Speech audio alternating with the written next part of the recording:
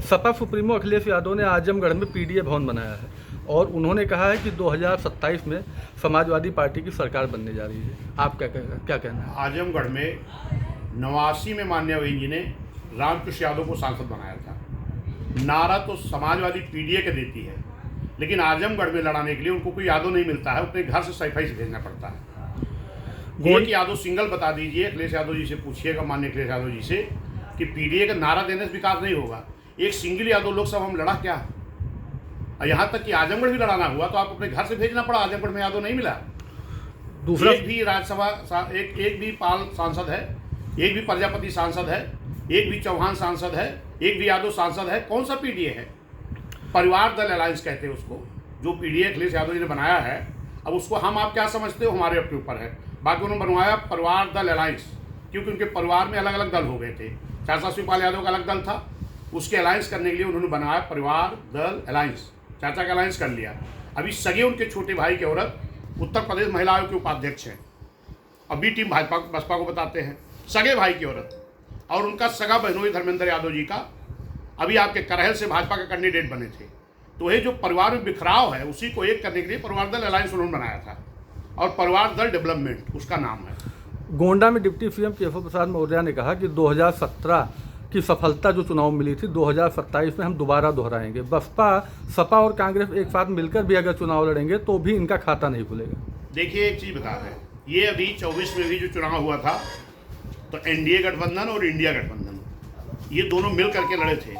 लेकिन इसके बाद भी बहुजन समाज पार्टी का वोट 1.5 लाख, 2 लाख, पौने 3 लाख तक वोट हमको लोकसभा में मिला है। और अगर ये जो दल लिए थे 28 दल एक तरफ, 38 दल एक तरफ, इनको अगर अलग करके इनके आकलन कर लोगे तो बसपा के सामने कहीं खड़े नहीं होते हैं। रही बात 2007 में बहुजन समाज पार्टी ने किसी बिना दल का गठबंधन किए एक जनता का गठबंधन तैयार किया था, और सारे दलों के गठबंधन फेल हुए थे। बहुजन समाज पार्टी का जनता का गठबंधन एक भाईचारा कामयाब हुआ था। इस देश के बड़े प्रदेश उत्तर प्रदेश में पूर्ण बहुमत की हमारी सरकार बनी थी। फिर उसी तर्ज पर 27 में एनडीए क्या करेगा, इंडिया क्या करेगा, इससे हमें मतलब नहीं है। लेकिन Bahujan Samaj party booth wise हमारे लोग जा रहे हैं, पिछड़ा समाज का एक संगठन बना है, और फिर से हम जनता का गठबंधन तैयार करेंगे। इसी जनता के गठबंधन तैयार करके 2007 के तर्ज पर 2027 में फिर से माननीय बहन जी को पूर्ण सरकार बना के मुख्यमंत्री बनाने का काम बहुजन समाज पार्टी करेगी। अजय जी, बिहार विधानसभा चुनाव नजदीक है, वहां पर मतदाता सूची का परीक्षण शुरू हो गया है। विपक्ष के लोग विरोध कर रहे हैं। राहुल गांधी के रथ से पप्पू यादव और कन्हैया कुमार को धक्का देकर मंच से नीचे उतार दिया गया है।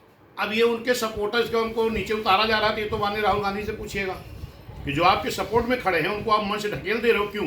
अब इसके बारे में मैं तो नहीं बता सकता। बलरामपुर में, यही बगल में बलरामपुर जिला है, वहाँ पर बड़े पैमाने पर हिंदू लड़कियों को टारगेट करके उनका धर्मांतरण कराया गया है।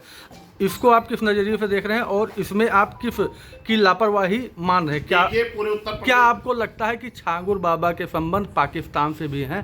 देखिए एक चीज़ बता दूँ, मैं छांगुर बाबा के बारे में बहुत कुछ जानता नहीं हूँ, तो मैं गलत टिप्पणी कर नहीं सकता। रही बात उत्तर प्रदेश सरकार में पूरी तरह जंगल राज कायम है। अभी आपके बहराइच में बलहा विधानसभा जो कतनिया घाट है, वहाँ पर तमाम गरीब समाज के लोगों की बेटियों को उठा करके ले जा करके उनके साथ गलत काम किया गया। वो बेहोशी हालत में हॉस्पिटल भर्ती हैं, इनकी FIR हुई है। अभी आप देख रहे हो कि फैजाबाद में भी कुशमहा गाँव में एक बेटी को जिंदा जलाया गया। अभी प्रयागराज में व्यक्ति को जिंदा जलाया गया। कौशाम्बी में एक पाल बेटी के साथ गलत करने वाले लोगों को 501 जैसी धारा भारतीय जनता पार्टी के बड़े नेता के दबाव में हटा करके उनको बाहर कर दिया गया, और पीड़िता के बाप को, चाचा को, भाई को जेल भेज दिया गया।